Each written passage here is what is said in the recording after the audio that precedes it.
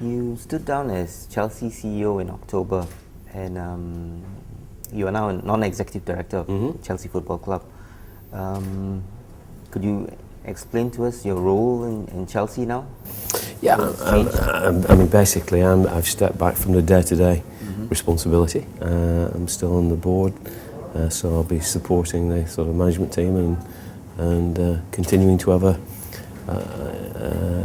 an interest and a role. And as part of that role, I will continue my positions on the UEFA Strategy Council and the Football Club, and the FIFA Football Council, and as a board member of the European Club, which was set sort of following G14. So, I'll still be very much involved at the European and world level. So you, in that respect, you do represent Chelsea on those various councils and boards? Yes. Okay. And I understand that you are also involved with CAA? Yes.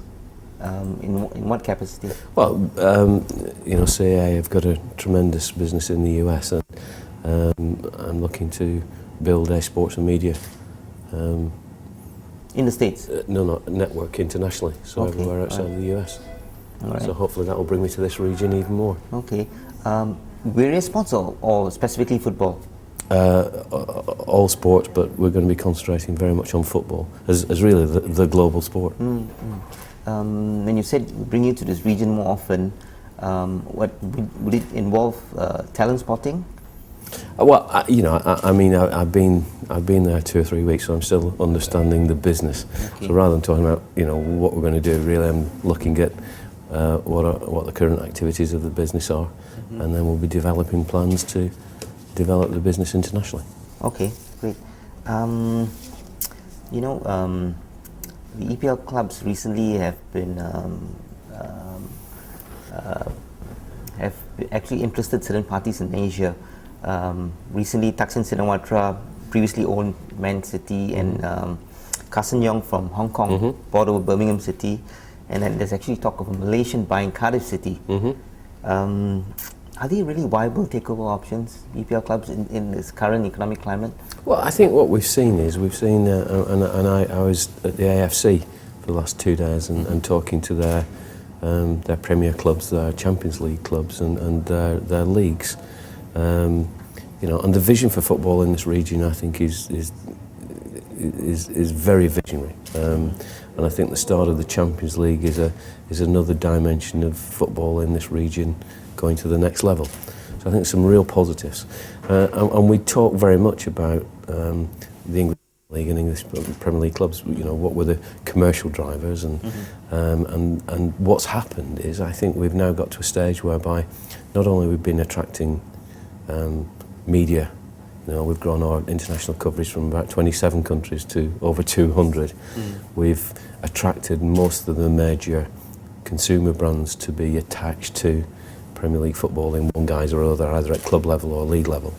I think we're now starting to be looked at as investment opportunities, and whether that's from Middle East or from Asian people, then I think that's that natural next step in the evolution of the Premier League becoming, seen as successful from a sport and from a business point of view. I mean, clearly, we're part of a 2018 bid for World Cup. So, there's a lot of activity. We've got the Olympics in 2012. So, around sport and England, there's an awful lot of focus at the moment. So I think it's natural that we'll start to see more foreign investors, or certainly more people looking to invest. Okay. But does that reduce the so-called Englishness of the EPL clubs? No, I don't think it does. I mean, at the end of the day, what we're looking for are good owners. I think part of the appeal of the Premier League is the international nature. We've seen Chelsea was invested heavily in not just stadium and players and training facilities, but we've got 14 different nationalities who play for us. The core of our team is still very English, and that's the plan, and a concerted effort. But we've seen the impact of those different nationalities on the club in terms of other business opportunities it brings, as well as awareness of the club to all those countries. So, and yet I don't think that detracts at all to our fans or to our players. They know exactly that they're playing for an English club in the English Premier League based in London. So I don't think it detracts at all. I think it's really about the quality of the ownership and the objectives of that ownership to ensure that the club is run properly and funded correctly. Okay. You mentioned the Asian version of the Champions League, which is up and running.